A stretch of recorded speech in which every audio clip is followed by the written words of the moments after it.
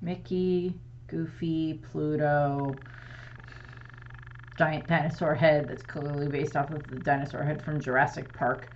Um, um, Disney. Um, so, I know this came out back in September, whatever. September, October, whenever it was when this came out. But I've been wanting to do the review, or my kind of review slash reaction setup for Disney's Once Upon a Studio, that was the short celebrating the 100th anniversary of Disney Studios. For a little while now, and I'm finally going to get around to it. I figured it's the last video of the 2023 year. That would be a good way of doing it. As much as Brenda may argue against that, she's like, you should have done it sooner, Mommy. Well, I didn't have time to do it sooner, and now I do. Pretty girl. Pretty girl. I have a Brenda. She my good girl. You my good girl. Or I good girl, Mommy. You give more pets. Yeah, I know. So, in regards to this, Disney's Once Upon a Studio is this combination of live action and animation, with animation qualifying as both the hand-drawn style with the 2D characters and the computer-generated style with the 3D kind of type characters that they have set up, that goes through pretty much the history of Disney animation. We have stuff with, Mickey Mouse in it, all the way up through Wish, which is the most recent Disney movie, which I have seen. And I know a lot of people have their issues with Wish, and I can see where it comes from. And eventually I will end up doing a review about it. I just haven't gotten there yet, because I want to see it at least one more time before I do the review. But Once Upon a Studio is, of course, this little short film that takes place at the Disney Animation Studios building out in California. And of course, it is this big part of the celebration that they did for the 100th anniversary of Disney, of the Walt Disney Company, which was founded way back in 1923. Ironically enough, it was kind of founded within the same week that here in Nebraska, or here in Lincoln, our Memorial Stadium, or our football stadium here in Lincoln, was finished and opened. So there's like this nice little connection there. I know there's other things that happened 100 years ago as well that, line up with, within that same time frame. But those are the two that kind of were very prevalent in my life for that time frame, for within that kind of week that it happened. And the film itself, Once Upon a Studio, is described as being this love letter to the Walt Disney Company, to its flagship animation studio, because that's what it started out as, was, Disney Animations. And that's what, Walt and Roy first started it as. And, it started in their garage and the house that they had, had, and everything like that. And they built it up, and now it is one of the largest companies in the world, where it owns, not just Disney, but also Marvel Studios, Star Wars, Pixar, and, National Geographic is part of that there as well. And, so many other things get pulled into it and everything like that fall under that umbrella. And they've bought other studios like 20th Century Fox and Sony and things like that, or have cooperations with them and things like that.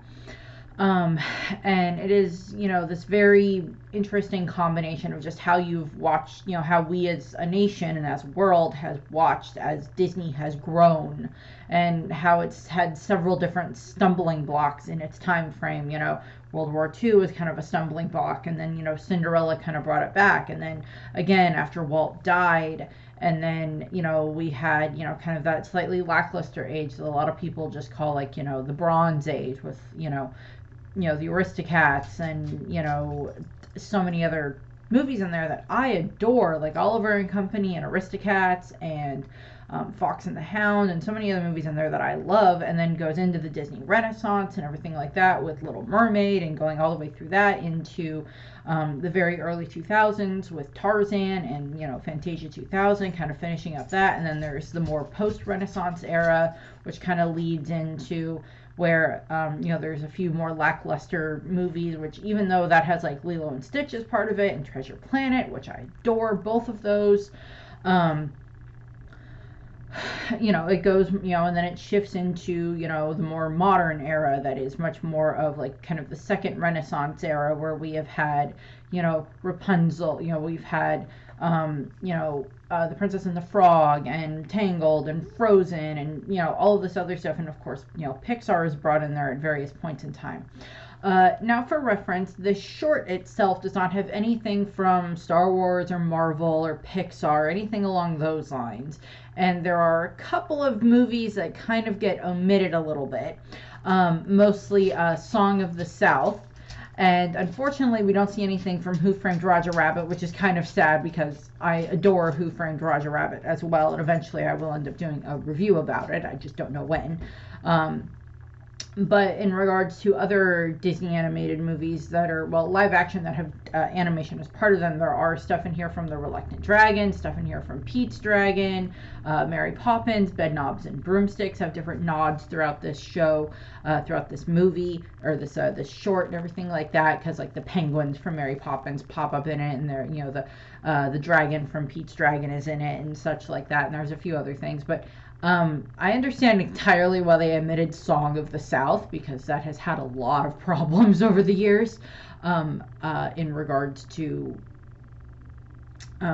stereotypes that are portrayed in it. But pretty much every other Disney animated movie, from Snow White all the way through now to Wish, but also throwing in Disney shorts, because there's Mickey and Minnie and Donald and Goofy and Daisy, I believe, are all in this. They don't have Max. They don't have Goofy's son Max in here at all, which I find kind of annoying, but they don't. But like, so that, they have all of that stuff and everything like that, all in Pluto and everything are, all thrown in here and stuff like that. And it's all these different characters interacting with each other, which I just adore, because I'm that type of a person that I love crossovers. I mean, I love, all of the Marvel crossovers that they've done with all of that stuff, and I love House of Mouse when it comes to, Disney and stuff like that, and, the Wreck-It Ralph stuff with Ralph Breaks the Internet, with all the princesses interacting with each other, and so many of these different, genres all interacting with each other. I love it when they do that stuff. So I love how they do all of that. I love it when they combine different things like that. But going into the actual story of it, so the studio itself, or the time frame that this is set in, it's supposed to take place in Burbank, California on October 16th, 2013 or 2023, which is of course the 100 year anniversary of when Walt Disney Studio was founded. Brenda, what are you doing? Was when Walt Disney Studios was founded, and we see it taking place at the Walt Disney Animation Studios building, or the Roy E. Disney Animation Building, which was built in, I don't remember exactly when it was built, but I think I've seen it in person, because when my mom and I took a trip out to California when I was in middle school, I mean, this building would have already been fully built and, functioning and everything at that point in time. So I think maybe we may have seen it while we were there when we went on a, tour of, Disneyland, and everything like that. It may have been something that we saw there. I'm not 100% sure, but I think I've been and seen this studio building in person, or it's just something that I just know what it looks like so much that it's just like, oh, I've seen that so many times. And of course, it's designed to look like the, Mickey's sorcerer hat from The Sorcerer's Apprentice and everything like that from Fantasia. And we meet two characters. One is just, she's just supposed to be an intern that works there. And then there is Bernie Mattison, who is Walt Disney, who has worked for the Walt Disney Company from 1953 up until 2023, and he has done so many different things at Disney. He was like a runner when it came to them needing things like that when he first started. He has worked on so many different animated movies and shorts and everything like that. Story development and character design and animation and so many different things like that throughout Disney. He is Disney's longest serving employee. He is one of the Disney legends. And He worked for the company longer than Walt Disney was alive. Um, so yeah, that's saying something. And obviously they would have filmed this a little while before, filmed his scene a little while before the the short would have come out. Unfortunately, he passed away before the short came out, but the short is dedicated to him.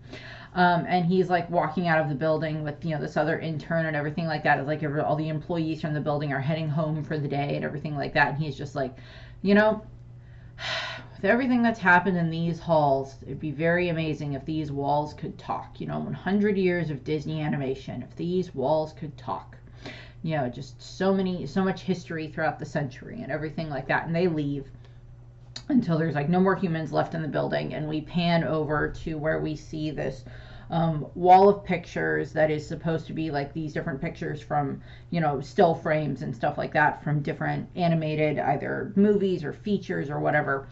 And one of them is Mickey and Minnie, and I don't remember exactly which short it's from, but it's from like one of the shorts in like the 60s or the 70s, I think.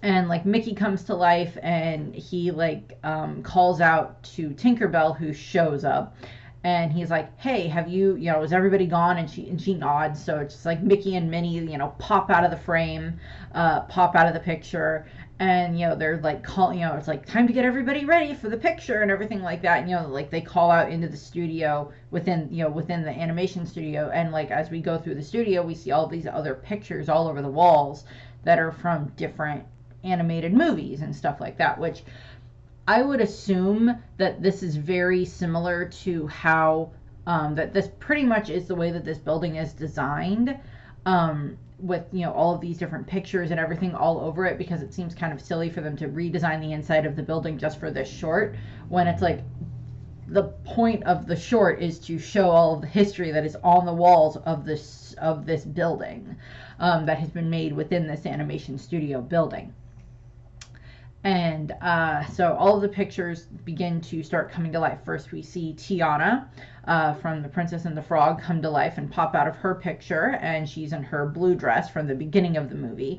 And then like she's talking to Pinocchio, and he's kind of tries to come out of his picture. And then we see Judy and Nick from Zootopia, and they start coming out of their picture and everything, and he's like teasing her about a bunny joke and everything. And then Louis from Princess and the Frog again pops out of his picture, playing, his, trumpet and everything like that. So, they're all getting ready to head down. And we start this whole shift where we just start to go through all of these different, so many different combinations of characters interacting with each other.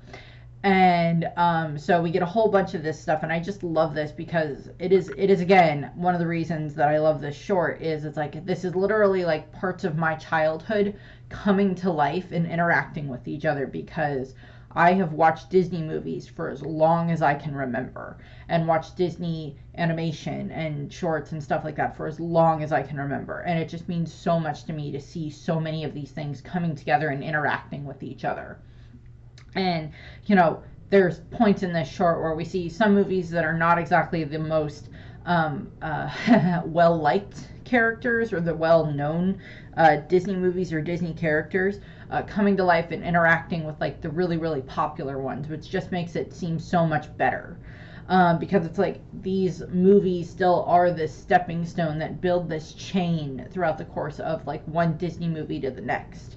And while there may be a couple of Disney animated movies that I don't like Chicken Little or Home on the Range, there's still this, stepping stone that happens in this continuous chain that goes through all of these different movies. And it's kind of like this great linking of these chains all together.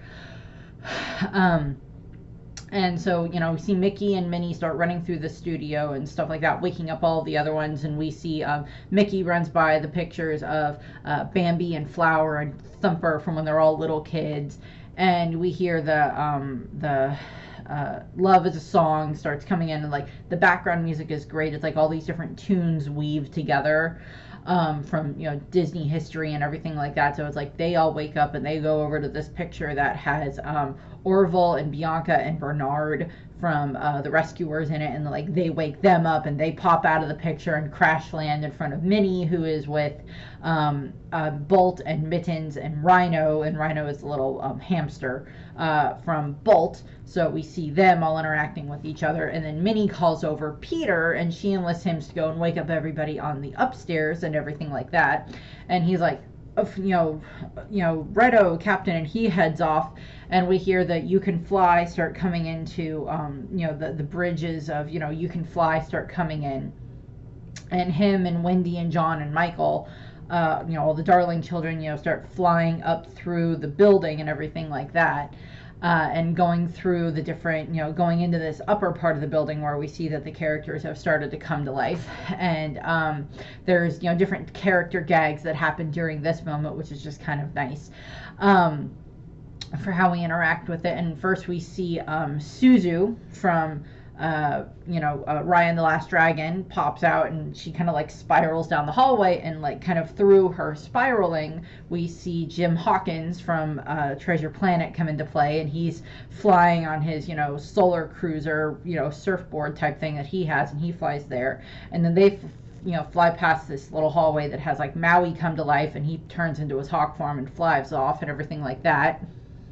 And like he's reminding Aladdin and Abu that they're all going to meet down in the lobby. So we see Aladdin and Abu come by, and they end up kind of like sliding over the different rocks that are the trolls from Frozen. So like he's like kind of slipping and sliding on them. And then we see Vanellope von Schweetz from Wreck-It Ralph comes through, and she has Dodger from Oliver and Company next to her in her car, because of course he'd love to be in a fast car because he's Dodger, and they're like driving through this little upper lobby area to get headed downstairs. So we see that, and then we see Elliot, who is the dragon from Pete's Dragon. Elliot is his name. Is flying by, and he has Cody, who is from the rescuers down under, who's the kid there, and they're like flying through, and and as they're flying through and everything like that, having fun, which like so many of these different characters have no reason to be interacting with each other whatsoever, because they're not even from, some of them, the same time frames. Elliot was from Pete's Dragon, which was done in like the 60s, and when Walt was still alive, and then Rescuers Down Under was not done until the very late 80s going into the 90s, when they were just going into the Renaissance and everything like that, the Disney Renaissance and everything. So it's like all these different characters, and like as they're going by, we see they're Wayne and Lonnie whatever from Prep and Landing, from the Disney Prep and Landing elf things that I really don't care for, but they go by. And then we see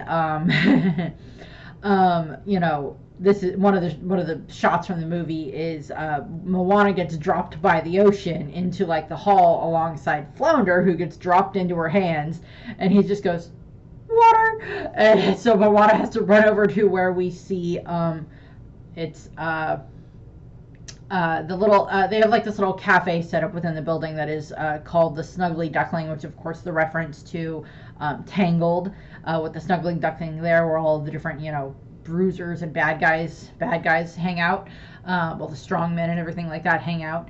And we see Merlin is there with the Mad Hatter and the March Hare, and Lucille Crunklehorn from Meet the Robinsons, and Mrs. Potts and Chip and Cogsworth and everything like that are all there at the little cafe type setup and everything like that. And Moana's like running over to Merlin and goes, "Merlin, help! I need water!" And he looks around, and he looks over to where the Mad Hatter is, and he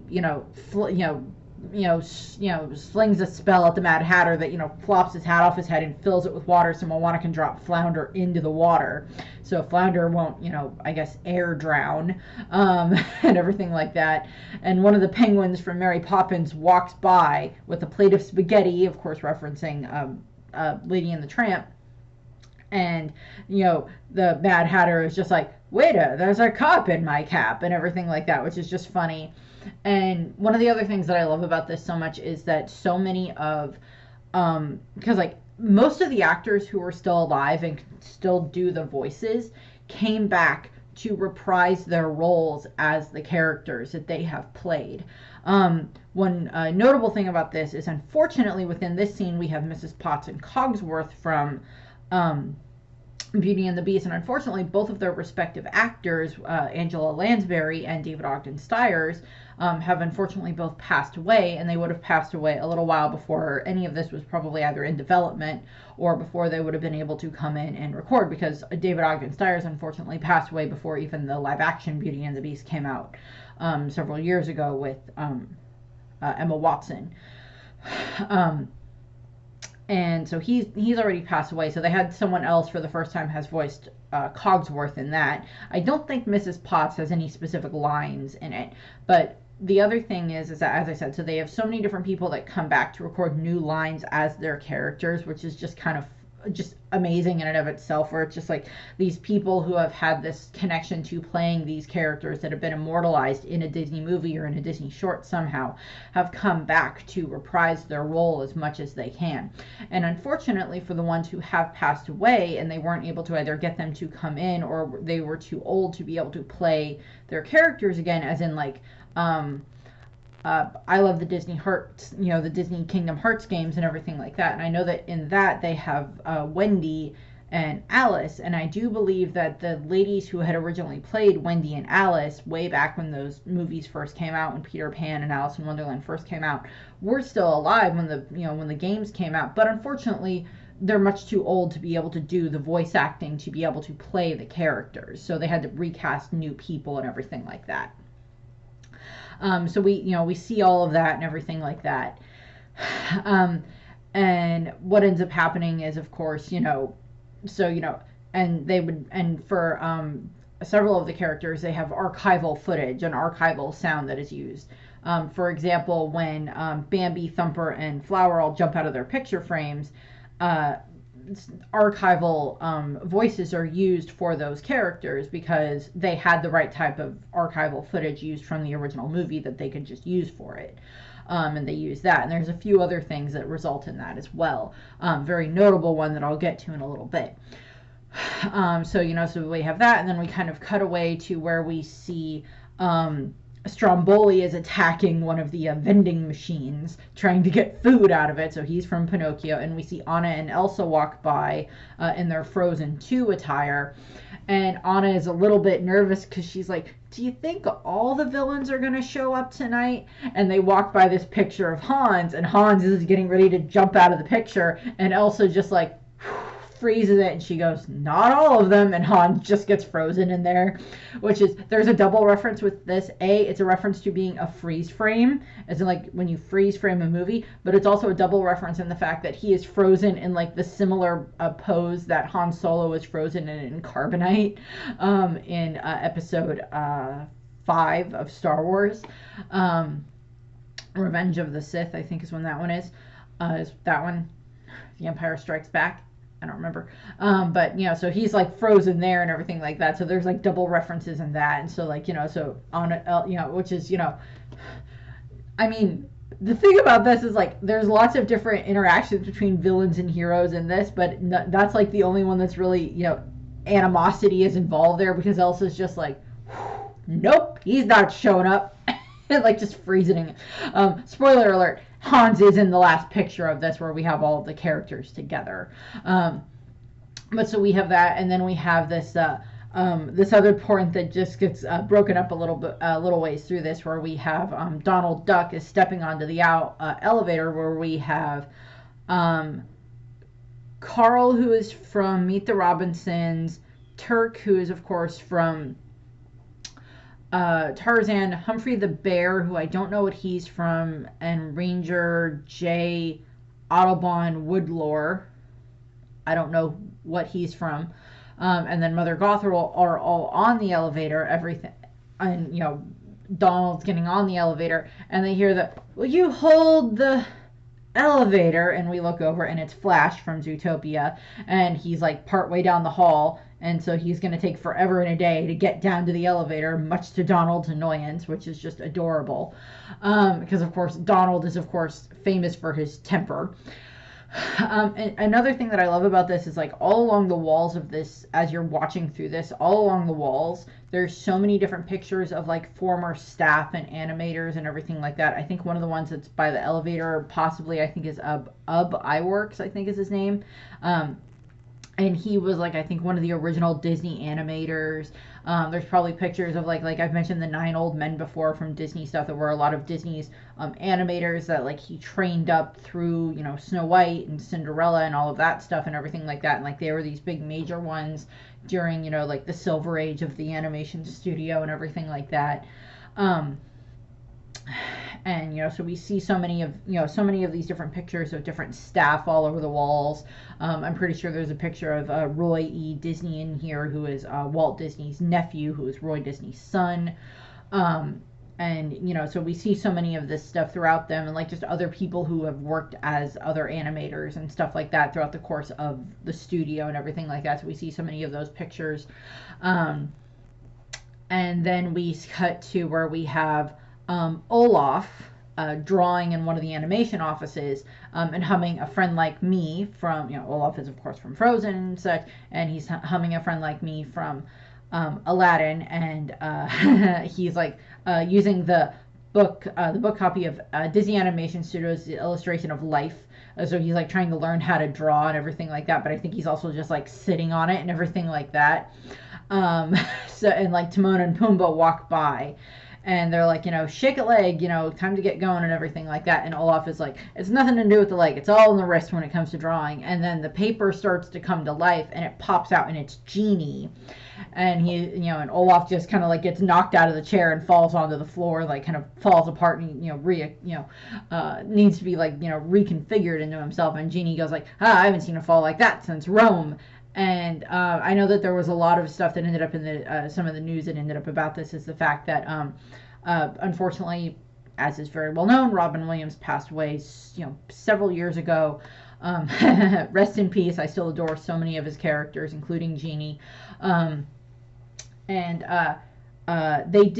was this whole thought about like, are they going to use you know, AI to recreate Robin Williams' voice, because that's a big deal going on right now. And the studio has come out and explicitly said, no, we did not use any AI to, you know, recreate Robin Williams' voice or anything like that. We went through the archival footage that we had from when they were recording all of his lines for Aladdin, and probably between Aladdin and the King of Thieves, because he did come back to reprise his role in that one.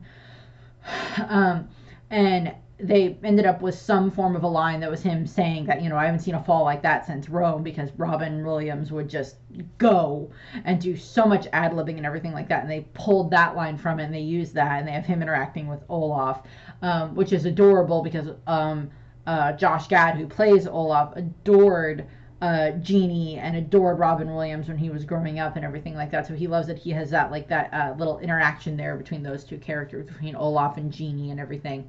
And they're characters that tend to break the fourth wall a lot, so that's just kind of nice there.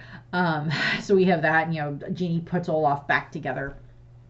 And then we cut to where we cut to this bathroom where we have Prince John from Robin Hood, Milo Thomas O'Malley from Aristocats, Chicken Little from Chicken Little, Milo Thatch from Atlantis, Happy from from Snow White, the Headless Horseman from you know, The Adventures of Ichabod Crane, and Gaston from Beauty and the Beast are all like freshening up in the mirror and everything like that. And Gaston is singing "No One," you know, his, you know, singing part of Gaston and everything like that, which is of course referencing his song, you know, "No one's as handsome as Gaston," or whatever it is that he's singing.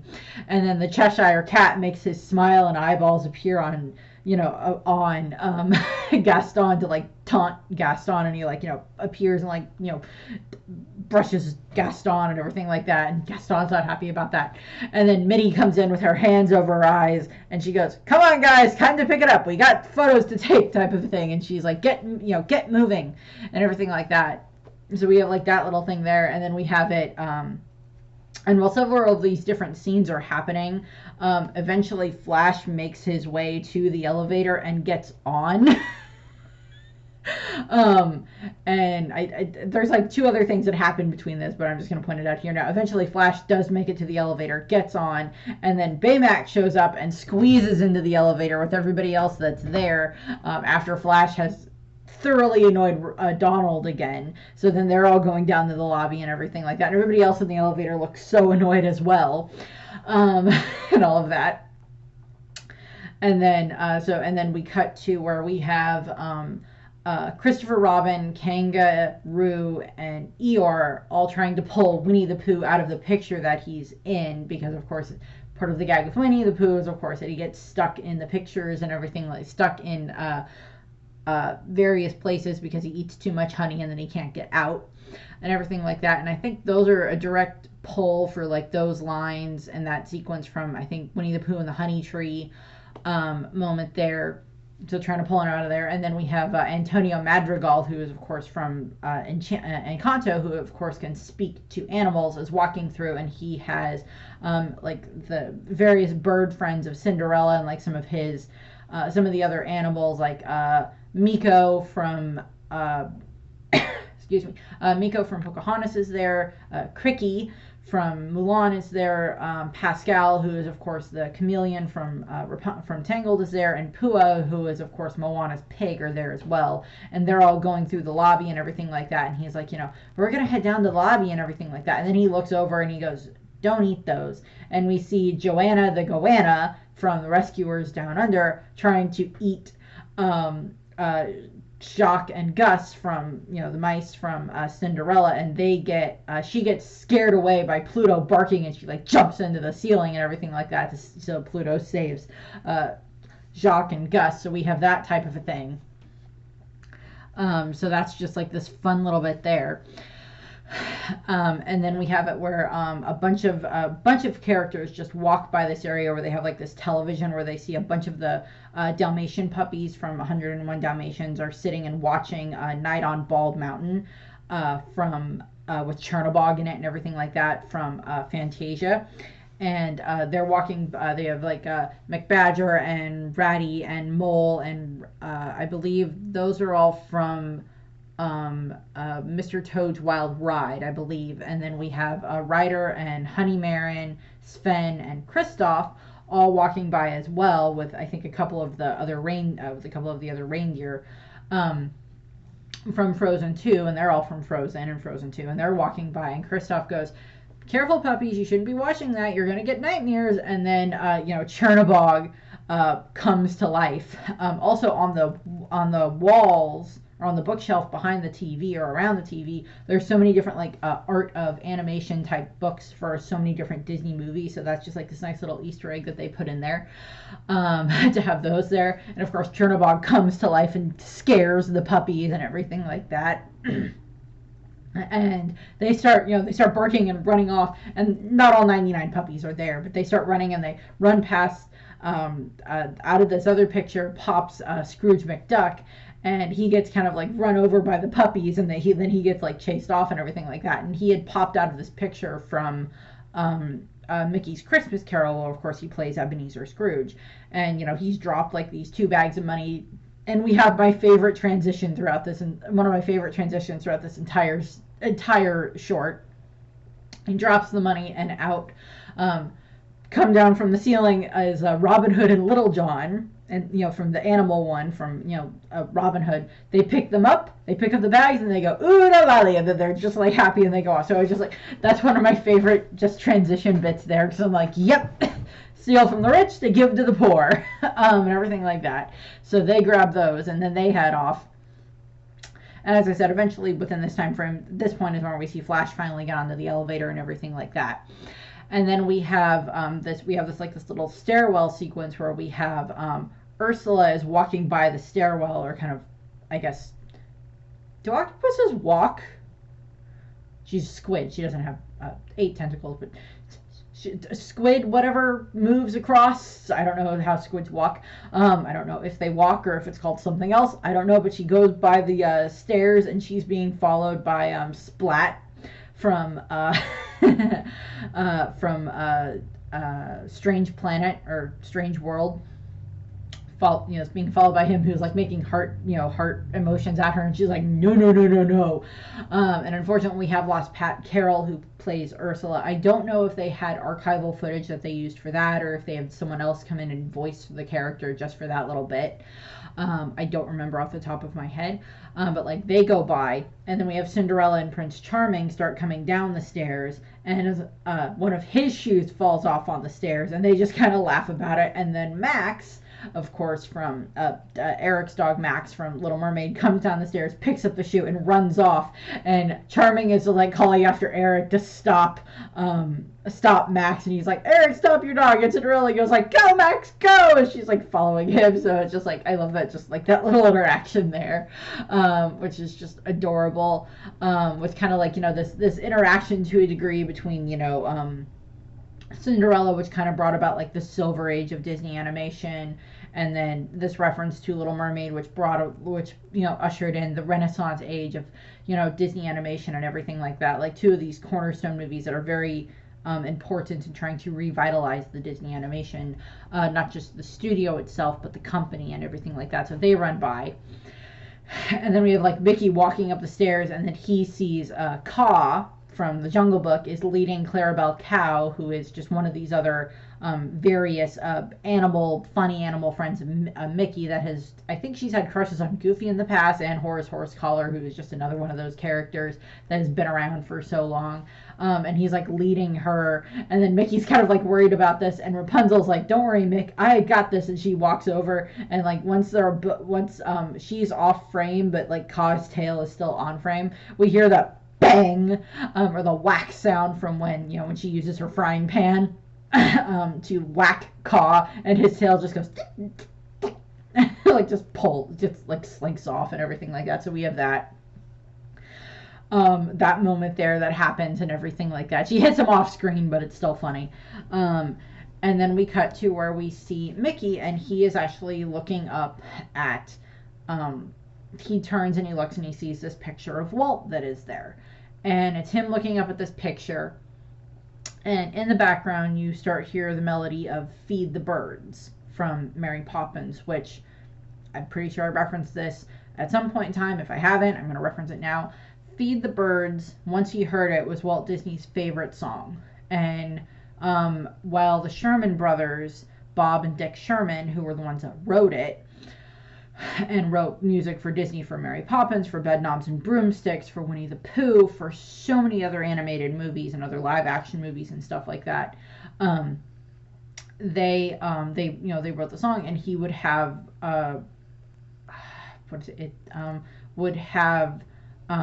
one of the Sherman brothers, who was the one that was the actual composer, the pianist, would come in. I think that's Bob Sherman, would come in like every Friday into Walt's office and would play him Feed the Birds.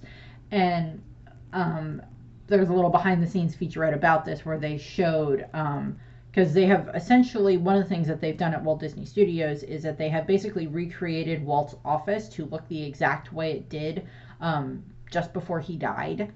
And there's still this, piano in there and everything like that, because that was, Walt would have the piano in there and everything like that. And they had Bob Sherman come in and play Feed the Birds for them to use on a Friday. The directors, specify that and everything like that. So they would have that there. And so they have this, Feed the Birds moment come in there. And Mickey is just kind of looking up at this picture of Walt, and he takes his hat off, and he's like, thanks. He's like, thanks for everything type of thing. And, it is basically like this child looking up at their parent, because Mickey was Walt's creation. He was Walt's treasure. After another character that I'm going to get to in a little bit.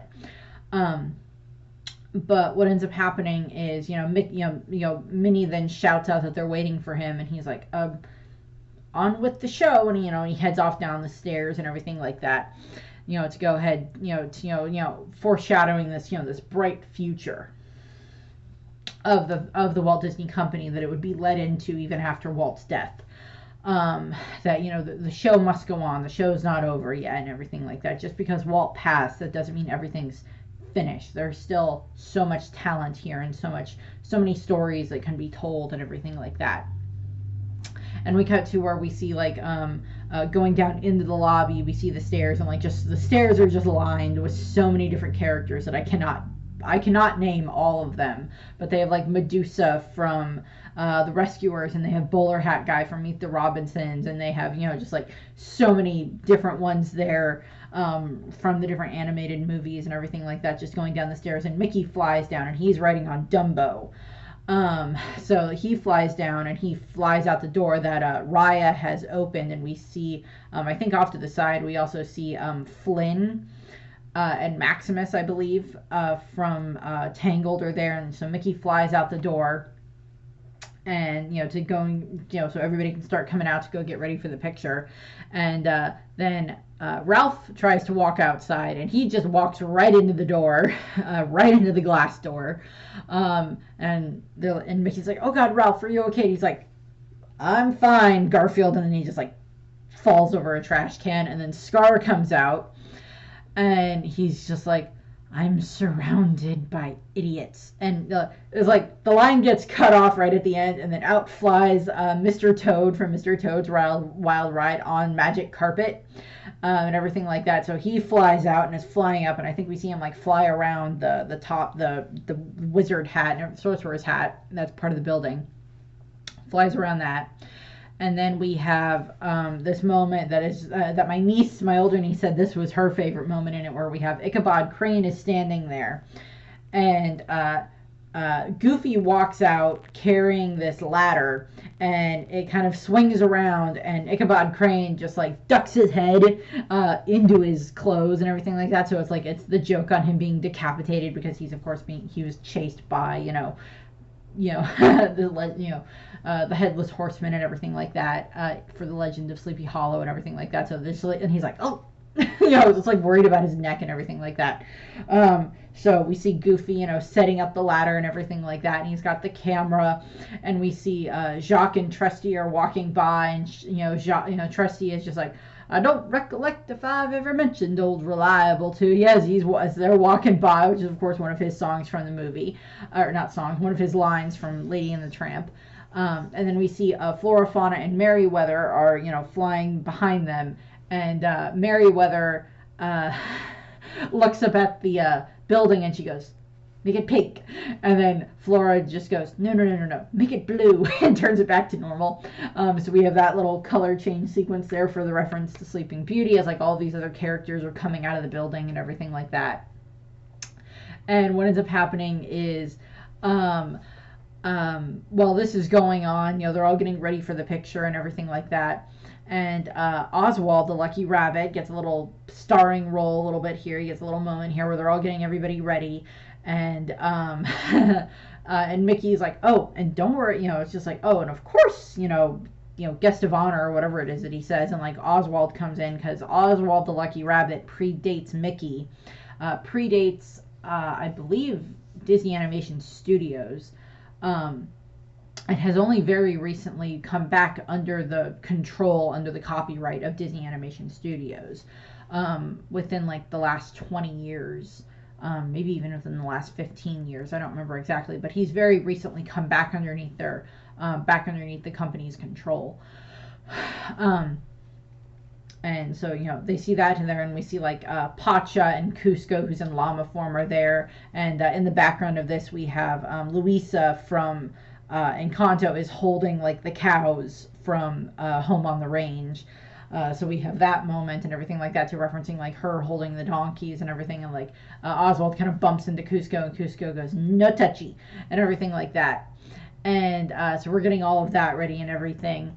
Everybody's getting all ready and all of that, and like Goofy's like trying to climb the ladder to get everything ready, and we have Rafiki go, "It is time," and he's holding up the camera and everything like that for Goofy to pick. And it's this old-fashioned type camera, and Goofy on the ladder, just because it's Goofy, does not go well, and everything just backfires on Goofy, and he falls, the ladder falls. And when he's trying to push the timer button to get everybody ready, and like Mickey's like, "Careful, Goofy, careful!" And we see Iago and Jafar, and Iago is just like, 3, 2. And I know that Gilbert Gottfried, who voiced Iago for so much of the character for Disney, I know that he passed before probably any of this was ready. But they may have had archival footage, because I know that he played Iago in all 3 of the movies, and I think he played Iago in the animated series, the Aladdin Adventure series that they had. So they probably just had archival footage of him at some point in time going 3, 2, 1, or like wait for it, whatever it is that he says before Goofy falls and everything. So, you know, so that's just probably archival footage there. Jafar doesn't say anything. And the archival footage for Scar was, you know, from Jeremy Irons, who I believe has passed away since, you know, between the end of Lion King and this. But, you know, so Goofy falls and the camera gets smashed on the ground.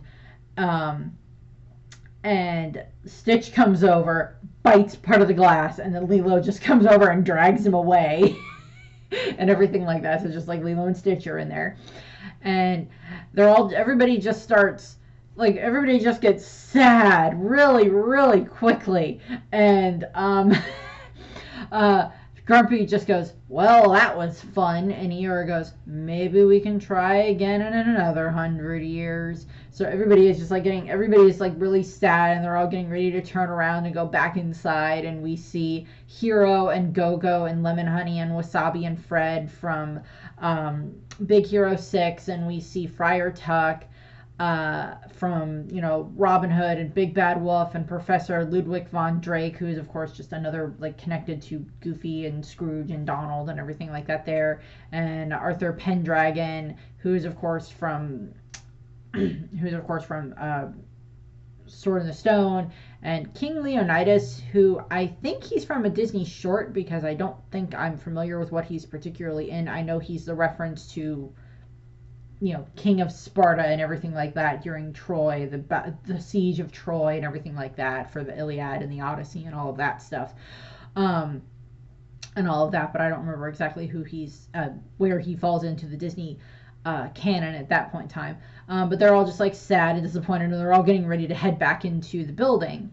And Mickey tries to assure everyone, no, it's fine, we can fix it, it's okay. They're, you know, don't lose hope and everything. But they're all just like sad, and then we start hearing just the first few little strings of When You Wish Upon a Star, and everybody looks up, and we see Ernadale, who is the rooster character / you know, kind of minstrel character from Robin Hood, sitting in the Disney Animation Studios sign. I think he's sitting in like the O or whatever, and he's like starting to play. And then we cut to where we see Scat Cat playing his trumpet, Mirabelle Madrigal playing her accordion, and then Little Hathi, who is of course the little baby, the little elephant from Jungle Book, or their Scat Cat is of course from the Aristocats, and Mirabelle is from, of course, Encanto. And they start playing as we see, you know, just a few other characters off to the side. We see like Taffeta from Wreck-It Ralph movies, and we see Johnny Appleseed is off to the side, and like everybody is like, they're, you know, they're recognizing the song that's starting to play, and it's, you know, When You Wish Upon a Star, which is kind of this theme that has been part of the Disney movies for so long, and it's, you know, it's what gets played over the opening sequence with, you know, the castle showing up and everything like that, and, you know, Tinkerbell and the, you know, everything flying over the castle and everything like that, and has been that way for a long time, and all of that. So it's like that's referenced there, and they, you know, and the ones that start singing are actually Belle and Beast. First of all, Belle and Beast start singing, and this is, you know, and they had Paige O'Hara and Robbie Benson come back in to reprise their roles yet again. And I think it's the first time that they've sung together in who knows how long, 20 years, something like that.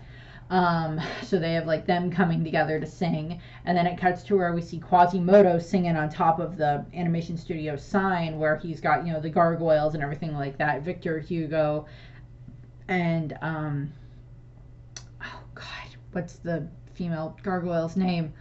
But they're singing Laverne, and they're all singing. And then we cut to where we see Pocahontas singing, and she's like kind of talking to some of the other smaller characters and everything like that. And like next to Belle, we see Belle and Beast. We see Lewis and Wilbur Robinson from Meet the Robinsons. We see the Queen of Hearts, and, you know, just like several other characters in there. in there and everything like that. And we see like Hades is just very annoyed by this, and he's just like, I knew this was gonna happen. And so we see, we cut to like where Ariel is singing and Scuttle tries to sing, and Baloo just like claps his paw over Scuttle's mouth to stop making Scuttle sing. And we see Baloo and Mowgli singing and everything like that, and they're all picking up like the next line of the song, and they're all slowly singing more and more. And while this is happening, we cut to where we see Goofy and like several of the brooms from Fantasia from Sorcerer's Apprentice come in and like sweep up the camera and hand it back to Goofy, and like Hercules is there and he like puts the ladder right and everything, and like Fix-It Felix comes over and he like uses his magic hammer to fix the camera so it's all back to normal. And then Fairy Godmother uses her magic wand to like lift Goofy up onto Goofy and the camera up to the ladder to place the camera so that way it can and set the timer so that way Goofy can get into the picture and everybody else can get into the picture and everything. And we cut to where we see the trio of kind of princesses, or starts off as two of them, where we see Snow White and Mulan are singing, and Snow White holds out her hand, and in comes Asha from Wish, the newest heroine, Disney's like first movie theatrical heroine, with Snow White bringing in the latest one and Asha and everything like that. So we have that connection there. And they're singing, and then we see Winnie the Pooh is singing, and he gets tackled by Tigger, which is just adorable. And then we have one of my favorite archival footage moments where they have or archival sound moments where they have Jiminy Cricket singing, and it is the original voice actor of Jiminy Cricket. It is the original recording of When You Wish Upon a Star that was made for Pinocchio way back, way back. Singing, and it's and it gets like that kind of starring moment there for a moment, because that's where that song originated, is Pinocchio and Jiminy Cricket and everything, and it's singing. And then everybody else is like picking up the verses and continuing to sing more and more, and we pull out on the photo and see more and more of these characters together and everything like that, and it's just gorgeous. And then the camera goes off and clicks, and then we see just great shot of just like all of these different characters for like representing the last 100 years of Disney animation and everything like that. And as I said, there's no Pixar or Star Wars or Marvel characters in this, but it's still just like this amazing thing of just like, I looked through this picture and I was just I found so many different characters that I just loved looking at, and just being like, I am so happy about this. It's like just looking at the picture as you like look through it and everything, and it's great. And then Tinkerbell comes into frame, and she like taps the picture, and like she always does at the end of different movies or at the end of different things. Well, she'll tap it and fully bring it to life or whatever, and it changes it and frames it into a photo that is now sitting on the wall of the Disney Animation Studios. And I am pretty dang sure that part of that one of these pictures is sitting framed on the wall of Disney Studios to represent the first 100 years of Disney animation, and now they're working on the next 100 years and everything. And even if I lived to be 100, I still wouldn't see that. 70 some almost 70 years down the line, and 70 years down the line for me would be me being 100, and I'd be like, yep, nope, Disney's still going. I hope. We'll see what happens. Let's put it this way. I hope the world and everything is still here in 100 years, but in 70 years, but we'll see what happens. I can hope. And what ends up happening is, of course, then we cut to where we have, the kind of the end credits. We have like this moment that is just like this, this thing is dedicated to all who have imagined with us, laughed with us, and dreamed with us. Thank you. As part of the dedication. And then they have the ending thing, the final dedication for the credits is the dedication to Matheson, reads, "For our pal Bernie and his 70 years of legacy of legendary storytelling at Disney Animation." So that's just like this nice little thing that gets added in there, and like over the credits, which I really couldn't find pictures of this, unfortunately. By the way, I could not find a frame by frame thing of this. I wanted to, but I could not find one. that was like a frame by frame of this where I could get all of these different really good interactions, but I couldn't find one, so I had to stick with what I could find. So I apologize if the pictures aren't necessarily up to quality. But we see all of these different characters, even within the credits, all interacting with each other, which is just kind of adorable and everything like that. And so there's all of that. And then, of course, I'm not going to go through who played everybody, but just pretty much anybody who is still alive and is able to voice their characters played their characters in this. And then for all the ones that they had, so many different archival footage and everything like that, where the voice actor was either no longer alive or no longer able to perform the voice of the character. They had, the archival footage that they tried to use, or they had someone else come in who is able to perform their voice to play them for those little extra lines that get thrown in there and everything like that for the characters. And I adore this thing. I adore this thing so much. And the thing is that as much as I can say, it's because it's my childhood brought to life. It's because it's so many of these different characters that I adore, and these comparing of different Disney animation styles coming together and everything like that, and characters that have no reason interacting with each other like the Queen of Hearts and the boys from Meet the Robinsons have no reason to be interacting with each other at all, but they're right there together, and so many different things like that.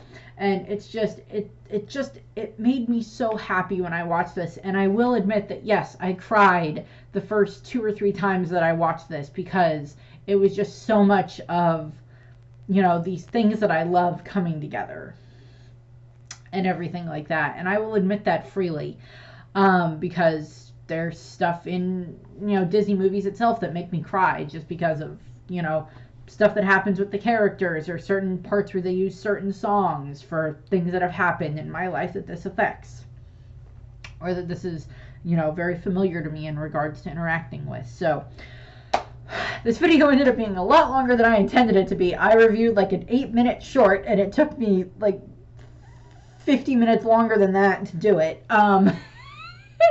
But that's what I have for this. I adore this video, or I adore this short. Please go and watch the short. I hope you watch it before you even watch this. If you haven't, just go watch it. I can't do it justice for how many different songs get brought up in this, and just what can you spot in it that I missed or something, or whatever. And I hope you enjoyed it. I hope you enjoyed this video. Happy New Year. Happy holidays to anybody who has not finished celebrating their holidays yet with their family or their friends. I hope this next year ends up being a lot better for a lot of people. I hope that, it goes better for the channel and everything like that.